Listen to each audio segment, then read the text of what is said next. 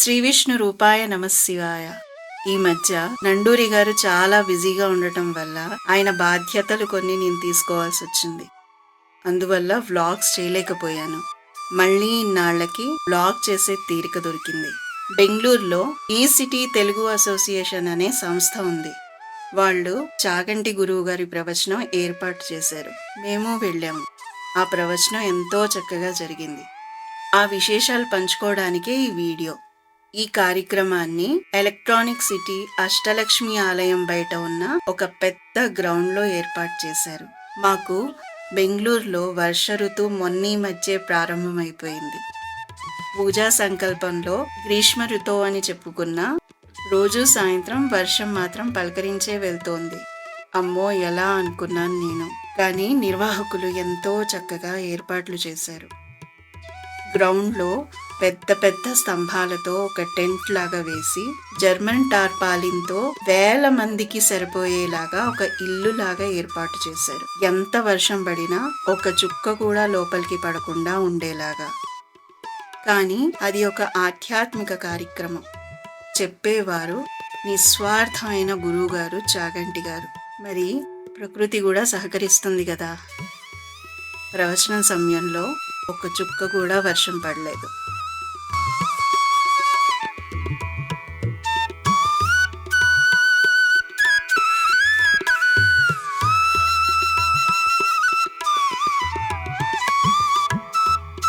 మేము చాగంటి గురువు గారిని ముఖతః కలవడం ఇదే మొదటిసారి. ఆలయంలో మధ్యలో గజలక్ష్మి అమ్మవారు, చుట్టూ మిగతా 7 అమ్మవార్లు ఉన్నారు. ఆ చల్లని సాయంత్రం గురువులతో కలిసి అమ్మవారిని దర్శించుకోవడం ఒక అనుభూతి.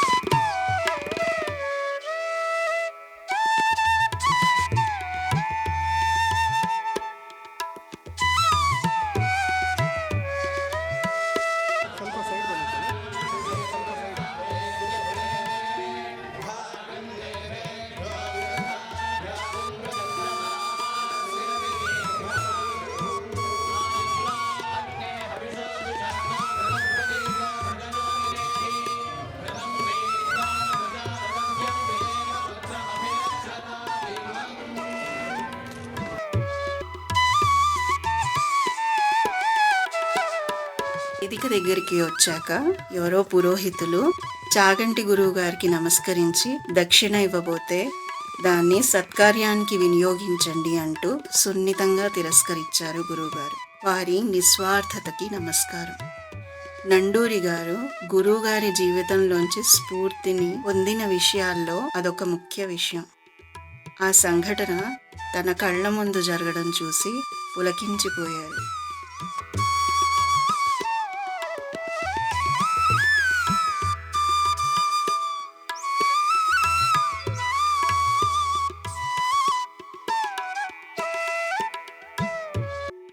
నేను పిల్లలు చాగంటి గురువు గారి ఆశీర్వచనం తీసుకున్నాం.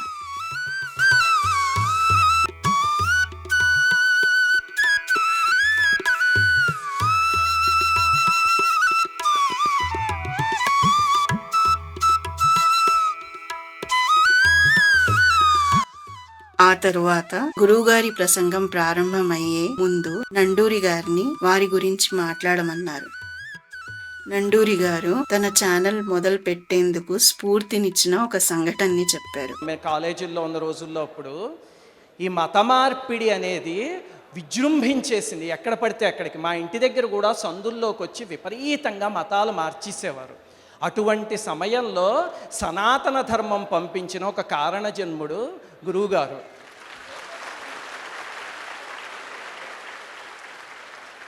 మొట్టమొదటిది ఏమిటంటే అందరికీ తెలుసున్నట్టే వారి వాక్కు. ఆ వాక్కులో ఒక ప్రత్యేకత ఉంది, మీరు గమనించారో లేదో, ఎందుకంటే అదే రంగంలో ఉన్నాను కాబట్టి నాకు అది చూస్తే చాలా ఆశ్చర్యం కలుగుతుంది. ఏమిటంటే ప్రవచనం అనే దానికి ఒక స్థాయి ఉంది. ఆ స్థాయిని అలాగే నిలబెడుతూ పామరుల్ని సైతం రంజింపజేస్తారు. ఇది చాలా అరుదైన విషయం, అసలు చాలా విచిత్రమైన విషయం అది. ఎందుకంటే అవి రెండు కాంట్రడిక్టరీ. ఎప్పుడూ కూడా ఒక స్థాయి మెయింటైన్ చేస్తే ఒక స్థాయి వాళ్ళకే అర్థమవుతుంది, పామరులకు అర్థం కాదు. అలాంటిది వారి ప్రవచనం అదే స్థాయిలో ఉంటుంది, కానీ పామరుల్ని ఎంతగానో రంజింపజేస్తుంది. మీకు ఒక ఉదాహరణ చెప్తాను, నిజంగా జరిగిన సంఘటన. నేను 2017లో నా ఛానల్ ప్రారంభించేందుకు ఒక 16 రోజుల ముందు పశ్చిమ గోదావరి జిల్లాలో ఒక ఊరు వెళ్ళి వెనక్కి వస్తూ అక్కడ ఒక చోట క్యాబ్ కోసం వెయిట్ చేస్తున్నాను. ఆ పక్కనే ఒక బజ్జీల బండి ఉంది. ఆ అమ్మాయి బజ్జీలు వేస్తూ అక్కడ ఏదో వింటోంది. ఏమిటా అని నేను సరిగ్గా విని చూస్తే ప్రవచనం వింటోంది. దగ్గరికి వెళ్ళి చూస్తే గురువుగారి ప్రవచనం అది. ఆశ్చర్యం వేసి, అమ్మ ఏమిటి నువ్వు వింటున్నది అన్నా. అంటే చాగంటి కోటేశ్వరరావు గారు ఉన్నారు కదండి, వారి స్పీచి అంది ఆ అమ్మాయి. అనేసరికి, అమ్మ నీకు ఇది అక్కడ కనకధార చెప్తున్నారు వారు, అది అర్థమైంది. అమ్మ నీకు ఈ ప్రవచనం అర్థమవుతుందా అని అడిగితే అమ్మాయి ఇలా చూసి, నాకేంటండి మా అబ్బాయికి కూడా అర్థమవుతుంది అంది. నాకు ఎంత ఆశ్చర్యం వేసిందో. అప్పుడు అనిపించింది, సరిగ్గా చెప్పగలిగితే, నిస్వార్థంగా చెప్పగలిగితే వారిలాగా, అది ఏ వర్గాన్నైనా ఏ స్థాయినైనా కదిలించి సనాతన ధర్మానికి తీసుకువెళ్తుంది అని. ఆ రోజు నా ఛానల్కి ఒక స్ఫూర్తి ఇచ్చిన సంఘటన అది. ఇంకా రెండవది ఏమిటి అంటే, వారి వ్యక్తిత్వాన్ని చూస్తే మీరు ఎంత నిస్వార్థత చూడండి ఆ మనిషికి. వారు ఇప్పటికీ కొన్ని వేల ప్రవచనాలు చెప్పారు. ప్రతి ప్రవచనానికి ఒక 25,000 తీసుకుని ఉన్నారనుకోండి, 25,000 ఉంది. వారు అడిగితే లక్షల రూపాయలు తీసుకొచ్చి కుమ్మరిస్తారు, అంతే కదా జనాలు. ప్రతి ప్రవచనానికి అలా తీసుకుని ఉంటే ఈ పాటికి వారి ఇంటి మొత్తానికి బంగారపు పూత పూసుకుని ఉండొచ్చు. అన్ని వేల ప్రవచనాలు చేశారు వారు, కానీ ఎక్కడ ఒక్క రూపాయి తీసుకోరు. ఇప్పుడు కూడా నా కళ్ళ ఎదురకుండా ఎవరో బట్టలు ఇచ్చి దక్షిణ ఇవ్వబోతూ ఉంటే, ఈ వస్త్రం తీసుకుంటాను, దక్షిణ మాత్రం వద్దు, ఏదైనా సత్కార్యానికి ఉపయోగించండి అని నా ఎదురుగుండా చెప్తూ ఉంటే కళ్ళు చెమర్చి,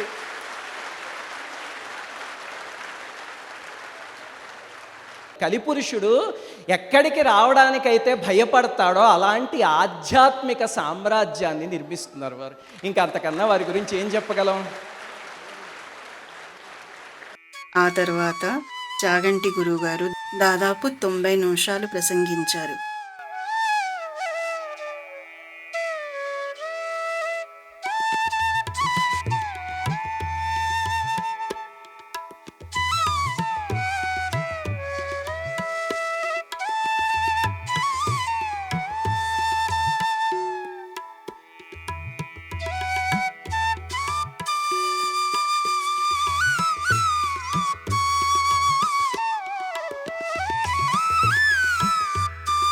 ప్రతిరోజు 10 నిమిషాలైనా వెచ్చించి పంచోపచార పూజ అయినా ఇంట్లో చేసుకోవాలని చెప్పారు. పూజ మన సంస్కారాన్ని ఎలా సరిచేస్తుందో చెప్పారు. జపో జల్పశిల్పం సకలమపి ముద్రా విరచన. ఏది మాట్లాడుతున్నా అమ్మవారు వాగ్రూపిణి అయ్యుంది. ఆవిడ కోప్పడేటట్టుగా నేను మాట్లాడకూడదనుకున్నవాడు మాట్లాడిన మాటలన్నీ మంత్రములే. చెయ్యి కదిపినా కాలు కదిపినా ఈ శక్తి ఈశ్వరుడిచ్చింది అన్న భయంతో భక్తితో కదపడం తప్ప నేను ఎవరికీ ఇలా వేలు చూపించను. అందరూ ప్రశాంతంగా ఉండేటట్టుగా నా చెయ్యి ఇట్లే కదులుగాక అన్నాడు అనుకోండి. ఆ కదలికలన్నీ పూజయే. పూజ చెయ్యగా ఈ విశ్వమంతా నీకు పూజ గది కావాలి. విశ్వమునందు విశ్వనాథుడు కనపడాలి, లోకమునందు లోకేశ్వరుడు కనపడాలి. మొత్తం యావత్ జగత్తంతా కూడా దృశ్యతే శ్రూయతే పివా, వినపడే దాంట్లో కనపడే దాంట్లో నీకు నారాయణ స్వరూపంగా గోచరించాలి ఒకనాడు. ఆ పవిత్రత నీ యందు ప్రవేశించాలి. వేరొకడు ధూర్తుడు కావచ్చు, కానీ ఆయన కూడా నీకు ధూర్త నారాయణుడు కావాలి తప్ప ఆయన ధూర్తుడు కాబట్టి నారాయణుడు కాడని అనడానికి వీల్లేదు. నిత్య పూజ చేసి నువ్వు ఎదుగుతావు, పూజ చేసి పూజింపబడతావు, కృతజ్ఞత లక్షణం వస్తుంది. నిత్య పూజ మరిచిపోకూడదు. ప్రతి ఇంట గంట మోగిన నాడే భారతదేశ సౌభాగ్యం నిలబడుతుంది. ప్రతి ఇంట గంట మోగాలి, ప్రతి ఇంట నిత్య పూజ జరగాలి. అందుకొరకు ఈ పూజ చెయ్యండి, పంచోపచారములైన కనీసం చెయ్యండి. ఈశ్వరుడికి చేసే ఉపచారం మొక్కకి మొదట్లో పోసే నీళ్లు లాంటిది. మొక్కకి ఆకుల మీద పువ్వుల మీద నీళ్లు పోస్తే బతకదు, మొదట్లో పోస్తే బతుకుతుంది. సమాజ శ్రేయస్సు కొరకు ఈశ్వరారాధన వచ్చింది. అందుకే యావత్ ప్రపంచమునకు పూజగది ఏది అంటే భారతదేశమే. భారతదేశమే పూజగది. ఇక్కడ జరిగేటటువంటి పూజలు, ఇక్కడ జరిగేటటువంటి ఆరాధన, ఇక్కడ జరిగే యజ్ఞయాగాదులే సమస్త విశ్వమును కాపాడుతుంటాయి. ఆఖర్లో కన్నప్ప గురించి అద్భుతంగా చెప్పారు. మార్గావర్తిత పాదుకా పశుపతే రంగస్య కూర్చాయతే గండూషాంబు నిషేచనం పురరిపోర్ దివ్యాభిషేకాయతే కించిత్ భక్షిత మాంసశేష కబళం నవ్యోపహారాయతే భక్తి కిం న కరోత్యహో వనచరో భక్త్యావతంసాయకే. శివలింగాన్ని అర్చన కొంచెం కష్టం. నా రుద్రో రుద్రమచ్చయిత్ మహన్యాసం ఉండాలి. ఆయన గుండెల నిండా ప్రేమ తిన్నది. ఆయన ఏదో మంచి ఆకలితో ఉన్నాడు, ఎందుకో శివాలయంలోకి వెళ్ళాడు. ఆయనకి శివలింగం కనపడింది. శివ, నా సంగతి సరే, నువ్వు ఎప్పుడు తిన్నావు? అసలు తిన్నావా? ముందు నీకు అన్నం పట్టుకొస్తానుండి అన్నాడు. వెతికాడు వెతికాడు వెతికాడు వెతికాడు, ఒక మృగాన్ని వేటాడాడు. తొందరగా ఈశ్వరుడికి రుచికరమైన పదార్థం పెట్టాలని కోరిక. దాని ఒళ్ళంతా కోసి అక్కడక్కడ మాంసం అంతా నవిలి చూశాడు. ఒక చోట మాంసఖండం రుచిగా అనిపించింది. తను కొరికిన మాంసఖండాన్ని పట్టుకున్నాడు. గబగబా శివాలయంలోకి పరిగెడుతున్నాడు. అప్పుడు గుర్తొచ్చింది, ఈయనకో బలహీనత ఉంది, స్నానం చేస్తే కానీ తినడం. ఈయనకి స్నానం చేయించాలి. ఇప్పుడు ఒక చేతిలో ధనస్సు ఉంది, ఒక చేతిలో ఎంగిలి మాంసం మొక్క ఉంది. ఇప్పుడు ఆ నీళ్ళు ఎక్కడి నుంచి పట్టుకోవాలి? అందుకని అలా విడుతూ సువర్ణముఖరి నది దగ్గరికి వెళ్ళి పుక్కిటి నీళ్లు పట్టాడు నోట్లో. పట్టి పరిగెత్తుకుంటూ గుళ్ళోకి వెళ్ళాడు. పూజ చేసిన నిర్మాల్యం ఉండగా అభిషేకం చేయడానికి వీలు లేదు, నిర్మాల్యం తీసేయాలి. మెత్తటి కూర్చ అంటే బ్రష్ అంటారు, కూర్చతో తీస్తారు శివలింగం నుంచి. ఇప్పుడు కూర్చ ఎక్కడుంది? తొందరగా ఆయనకి పెట్టాలి, తాపత్రయం. మార్గావర్తిత పాదుకా పశుపతే రంగస్య కూర్చాయతే. శివ, ఇన్నాళ్ళ నుంచి వేసుకు తిరిగిన చెప్పులు మెత్తగా అయిపోయి అరిగిపోయి, దీంతో తీసేస్తానని తీసేశాడు. శివుడు అన్నాడు, అబ్బా ఏమి కూర్చోవాడేవరా అన్నాడు. అంటే నేను అలా చేస్తానంటే అపరాధం అవుతుంది. ఆయనకి గుండెల నిండా ప్రేమ ఉంది, తొందరగా అన్నం పెట్టాలన్న ఆర్తి ఉంది. అది లేకుండా నేను ఎలా అనుకరిస్తాను? నాకెంత తెలుసో అట్లా చేయాలి. గండూషాంబు నిషేచనం పురరిపోర్ దివ్యాభిషేకాయతే. ఆ ఎంగిలి నీళ్లు శివలింగం మీద ఊమిశాడు. ఇదే నీకు స్నానం అన్నాడు. అబ్బా ఏమి అభిషేకం రా అన్నాడు. కించిత్ భక్షిత మాంసశేష కబళం నవ్యోపహారాయతే. ఎంగిలి మాంసం అక్కడ పెట్టి తింటావా తినవా అన్నాడు. తినకపోతే తల కొట్టేసుకుంటానన్నాడు. ప్రవచనం పూర్తయ్యాక గురువుగారు మా కుటుంబాన్ని ఆశీర్వదిస్తూ ఒక మాట అన్నారు. అమ్మా, కాకినాడ వచ్చినప్పుడు మా ఇంటికి వచ్చి ఆతిథ్యం స్వీకరించి 2 రోజులు ఉండి వెళ్ళాలి, సరేనా? నేను మీ మామగారు లాంటి వారినే అన్నారు.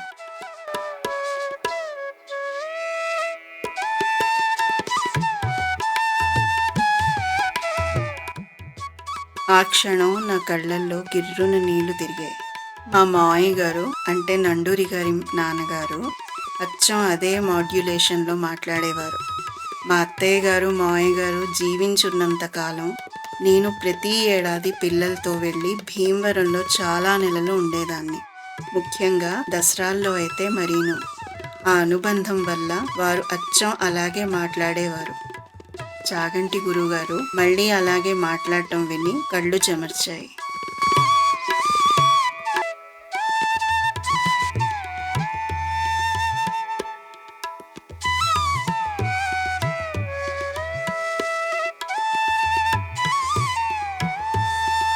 ఆ తరువాత గురువుగారు విరమించాక మేము కాసేపు అక్కడే ఉండి మన ఛానల్ కుటుంబ సభ్యుల్ని కలిసి మధుర స్మృతులను నెమరేసుకుంటూ రాత్రి ఇంటికి చేరేసరికి 10 అయింది.